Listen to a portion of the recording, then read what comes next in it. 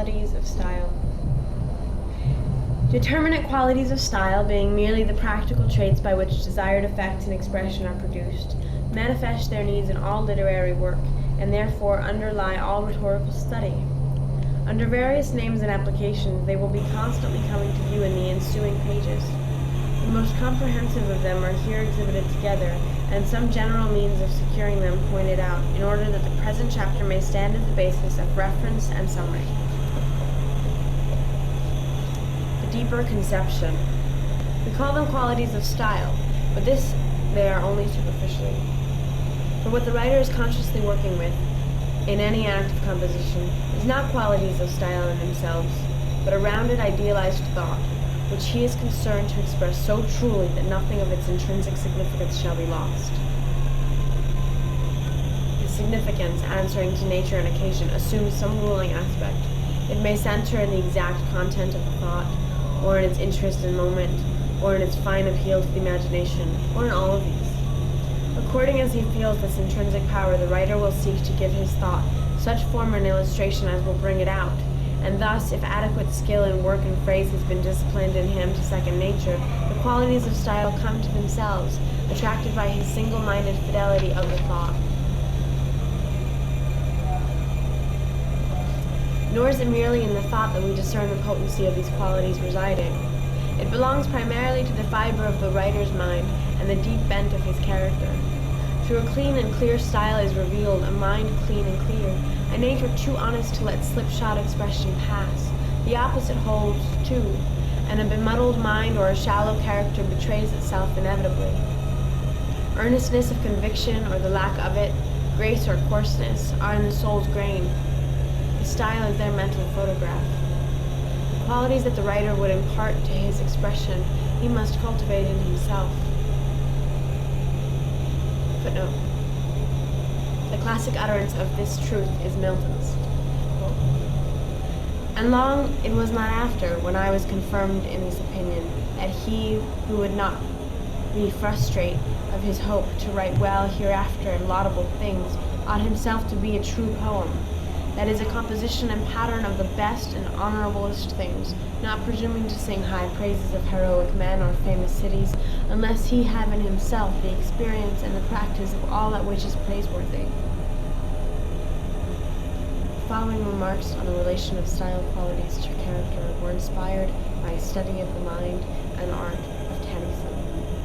Quote, clearness in thought and words ought to be part of a writer's religion. It is certainly a necessary part of his morality. Nay, to follow clearness like a star, clearness of thought, clearness of phrase, and every kind of life is the duty of all. Stop and quotes like that. We have critics not a few who regard sweetness and strength as attributes of style, and are ignorant that they are not attributes of style, but attributes of mind and character expressed in style. Summary of the qualities. Corresponding to the main directions that a writer's endeavors for effect may take, the qualities of style reduce themselves to three. Clearness, clearness, which answers the endeavor to be understood. Force, which answers the endeavor to impress. Beauty, which answers the endeavor to please. For all general aims in discourse, these qualities cover the whole range of expression, other qualities being interpreted as aspects of these or as applications of them to purpose more specific. Qualities of style. Number 1. Clearness. To be intelligible, to make oneself understood, is the fundamental aim in all seriously meant writing, an aim prior to and largely promotive of all others. Not only what is to add to the reader's information and knowledge, but whatever is to thrill his emotions or stir his fancy must come to him first through the brain, thinking power. Hence the primal need for clearness, in conception and expression. So rigorously is this ideal of intelligibility held by conscientious writers that no word or phrase that would puzzle the dullest reader is willingly tolerated. The supreme aim is not merely style that may be understood, but style that cannot fail to be understood. No room for the lazy plea, not quite right but near enough. or for the arrogant one. I cannot write and provide brains too. The ideal is absolute, the occasion universal. To be clear, the writer must first be sure of the meaning, very definite and literal, and then say just what he means without seeming to say something else, or leaving the reader in doubt what he does say. And somebody else thinks that the secret of clearness lies in denotation. This requirement, so much easier to define than to satisfy, looks two ways, toward the thought and toward the reader, and accordingly, quality of clearness takes two quite distinct aspects, each with its dominating usages and procedures. Precision, or clearness in the thought. Obviously, the first and paramount duty is to be perfectly true to that thought, to set it forth exactly as it is, whether hard or easy, simple or involved. With the plain conceptions and events of everyday life, this is no great problem. Ideas do not transcend the compass of the commonest words. But when it comes to strenuous and deep thought, requiring close analysis and discrimination, evidently clearness and simplicity are not synonymous. An easy word for an abstruse idea, while it may produce a semblance of clearness, may actually becloud the thought more than it helps it. Some degree of difficulty, as exacted by the sphere of ideas in which one is moving, cannot be avoided. The only sure resource is to work for the exact setting forth of the idea, nothing else, nothing less, and the clearness thus obtained, whether ideally easily or not, will be a clearness of thought, yielding a shapely idea, or as it is called, a clear-cut expression. Such precision depends mainly on the writer's vocabulary, the words he chooses to name in his thought, rather than on the way words are put together. The following are the principal aspects that the endeavor for precise denotation assumes.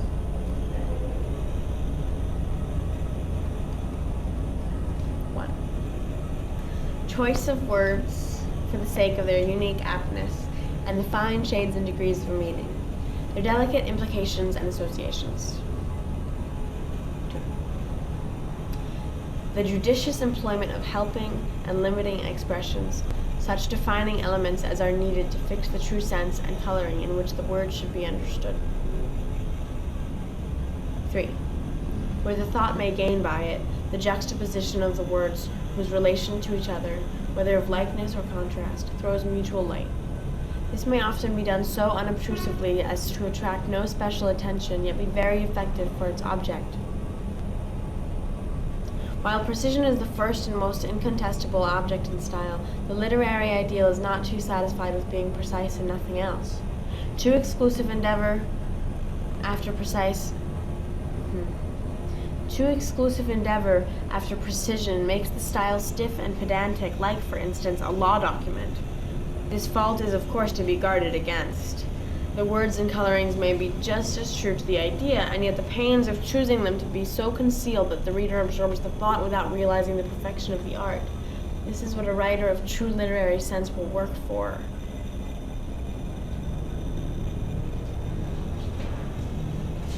Hello.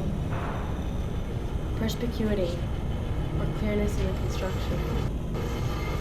As soon as the claim of perfect fidelity to the thought is satisfied, the next step is to adapt the style to the comprehension of the reader. This, as has been just said, is practicable in different degrees, according to the intrinsic difficulty of the thought. But in all cases, the aim to be sought is the greatest plainness and simplicity of which the thought is capable. The derivation of the word perspicuity, denoting the property of being readily seen through, or as we express it by another word, transparency, is a just indication of this quality of style. Such simplicity of texture, such freedom from intricacy as it is, that we think of first under the general conception of clearness. It is not necessarily a bald or rudimental style. It may indeed be the backbone and support of a full, richly colored, even elaborate scheme of treatment, the unmarked source of his vitality and power. I drive your people away. This isn't good. What? Footnote. They would love to hear you, but they're embarrassed. Bad about that now. He, the great author, may, if so be, elaborate his compositions, or he may pour out of his improvisations, but in either case he has but one aim, which he keeps steadily before him, and is conscientious and single-minded in fulfilling. That aim is to give forth what he has within him, and from his very earnestness it comes to pass that, whatever be the splendor of his diction, or the harmony of his periods, he has with him the charm of an incommunicable simplicity. Newman said that. That aspect of clearness which we thus name perspicuity depends, as intimated above, for the most part on grammatical and logical construction, on the way in which the reader is kept aware of the mutual relations of words and phrases, and of their orderly progress in building up the sentence and paragraph. The following are the general aspects that such regard for structural assumes. 1. A keen grammatical sense, instant adjustment of all syntactical relations and connections of words, constant watchfulness against the two foes that most beset composition, ambiguity or structure that suggests two possible meanings, and vagueness or structure that cannot with certainty be reduced to any definite meaning. 2. Making sure that elements which are to be thought of together, whether as principal and subordinate, or as paired and balanced against each other, be so treated by expression and arrangement that the reader shall not fail to mark the relation. 3. Looking out for the joints and hinges of the structure, that no gaps be left unbridged, and no new thought be introduced too abruptly to produce its due effect. An ideally clear thought is clear moving, a continuous progress. While centering chiefly in construction, perspicuity is not unmindful of choice of words and figures, so far at least as to require the simplest words and the homeliest illustrations consistent with accuracy. To go farther than this, employing on the score of their plainness words and illustrations not discriminative enough, is to sin against the thought, and in the long run to deceive with a false semblance of clearness. Where such a clash between precision and perspicuity occurs, the only safety is in keeping to precision. The difficulty may, however, almost always be remedied, as we note in the usage of careful writers, by repeating hard ideas in simpler or more everyday terms. Clearness based on the intellect. As related to the writer himself, clearness, in its double aspect of precision and perspicuity, may be called the intellectual quality of style, the quality wherein we see predominantly the thinking brain at work, transferring its ideas fully and accurately to the mind of the reader. The training for this clearness, therefore, is just whatever best develops the thinking powers, in keenness, in discrimination, in grasp, in calm poise and judgment, but besides this there is also needed much patient and systematic culture in language, to subdue it perfectly to perfect flexibility and obedience. To him who has a passion for clearness, the vocabulary and the grammar are a veritable workshop, a source also of the sternest practical interest. Force. Clear and intelligible expression, being the staple, the backbone of composition, is of course to be cultivated first and most conscientiously of all. But the cases in which mere clearness is enough, without the aid of other qualities, belong to the relatively elementary undertakings of literature, those works in which the bare information or reasoned thought is all sufficient to supply the interest. But when the idea comes home more closely to reader and writer, then on the one hand it must gain a lodgment in dull minds or stimulate a laggard attention, but on the other its importance kindles the writer's enthusiasm or stirs his deep emotions, there is in it, or must be imparted to it, greater life than its merely intelligible statement would demand. It is evident, then, that a man cannot obtain a good style by imitating another man's style. It is his own peculiar sense of fact that is to be cultivated, and his own natural expression that is to fit with words. He may indeed get from the writings of others many valuable suggestion or inspiration for the management of his own work. He ought to be a diligent student of literature for this very purpose. He may, in common with his whole generation, obey the influence of some type of expression set by a vigorous thinker and man of letters. There are styles that he may admire and emulate, one for one quality, another for another. but any direct imitation is sure to be weak, affected, insincere.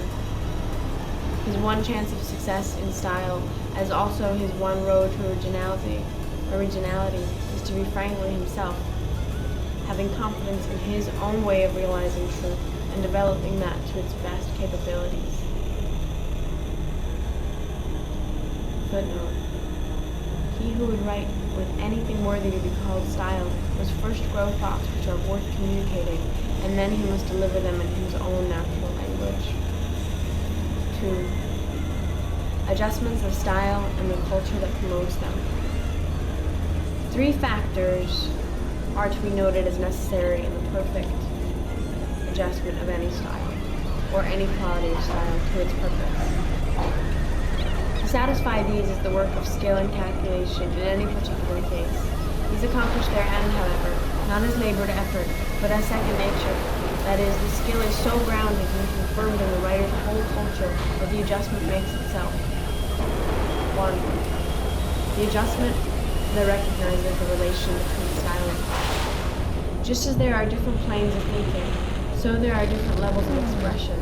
From the stately to the colloquial, different colorings too, from that severity of word and phrase which centers in precisely defined ideas, to that unstudied ease or fervor which is the spontaneous mirror of personal feeling. Of all this, the nature of the thought is the first dictator.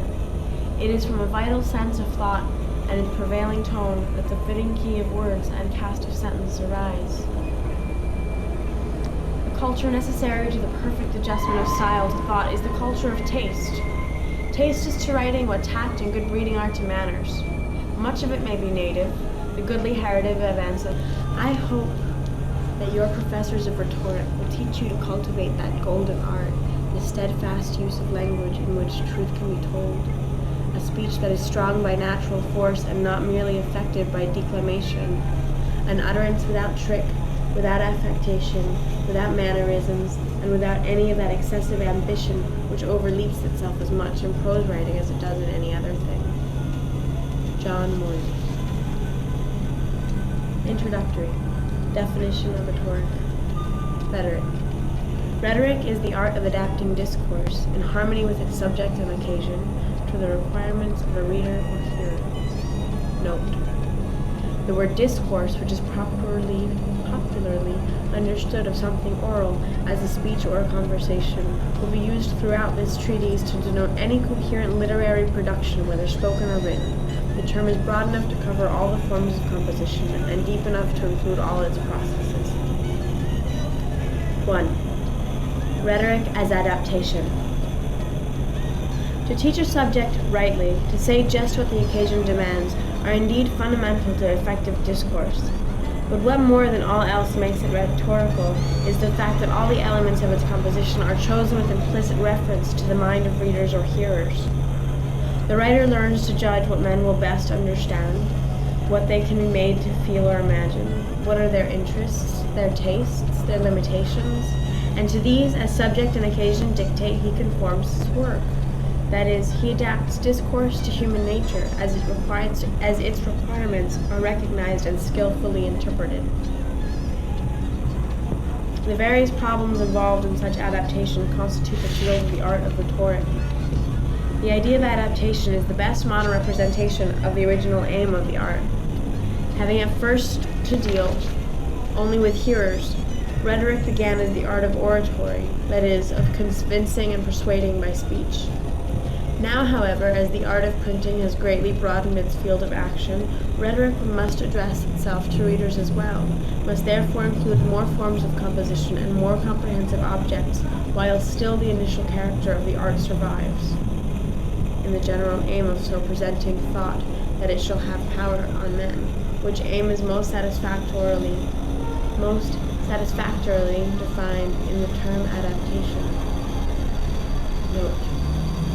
The derived and literary uses of the word rhetoric all start from the recognition of the adaptiveness of speech as wielded by skill and art to produce spiritual effects. When, for instance, Milton says of Satan, quote, the persuasive rhetoric that sleeked his tongue and won so much on Eve, or speaks in Comus of the gay rhetoric that hath so well been taught her dazzling fence. He sees, in smoothness of speech and deftness of argument, rhetorical devices that in their place are quite legitimate, and incur reproach only as used unscrupulously. In the line, sweet, silent rhetoric of persuading eyes, the poet Daniel regards the influencing effect as produced by means other than speech, and not infrequent use of the word. Distinguished by this characteristic from the sciences on which it is founded, the two sciences that mainly constitute the basis of rhetoric are grammar and logic, both of which it supplements in the direction of adaptation. Grammar, which deals with the forms, inflections, and offices of words, and their relation to each other in phrases and sentences, aims to show what is correct and admissible usage, not what is adapted to men's capacities. A sentence quite unexceptionally in grammar may be feebly expressed, or crudely arranged, or hard to understand, and if so, it is to just that degree unrhetorical. Rhetoric, while making its sentence grammatical as a matter of course, inquires in addition by what choice and arrangement of words it can best work its intended effect. Nor does its inquiry stop with a sentence. In every stage and form of composition, whether the problem of adaptation may be involved, the art of rhetoric has its principles and procedures. Logic, which deals with the laws of thinking, aims to determine what sequence of thought are sound and self-consistent. In so doing, it works for the sake of its subject alone, not for the convenience of the reader. A passage whose logic is quite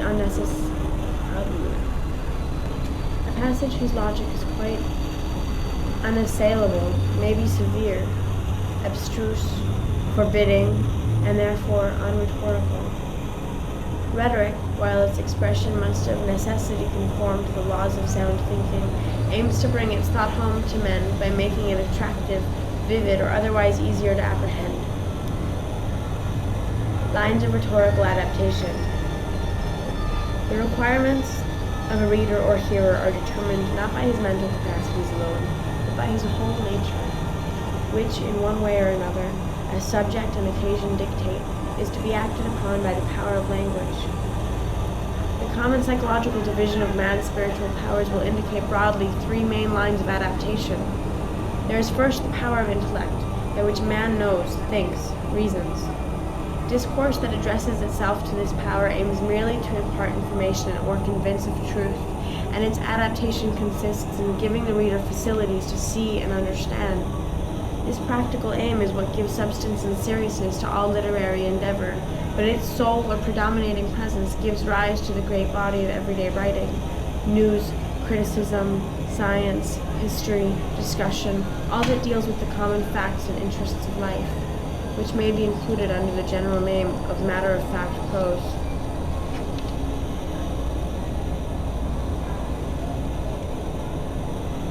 Secondly, there is the power of emotion, by which a man feels and imagines. Discourse that addresses itself to this power aims to make men not only understand a truth, but realize it vividly and have a glow of interest in it, and the adaptation is effected by using language that stimulates and thrills. This aim has a large part in the more literary forms of prose, but it appears most unmixedly in poetry. Thirdly, there is the power of will, by which a man ventures life and action on what he believes or thinks. Discourse that addresses itself to this power must make men both understand clearly and realize intensely. It must therefore work with both intellect and emotion. But through these, it must effect some definite decision in men's sympathies or conduct. Its adaptation consists in making its thought a conduct. No, that's not how it goes. Its adaptation consists in making its thought a power and motive and principle, and the aim results in the most complex literary type, oratory. From the consideration of these human powers and capacities, with the countless limitations that culture, occupation, and original character impose upon them, it will easily be seen how broad is the field of rhetorical adaptation, and how comprehensive must be the art that masters and applies its resources.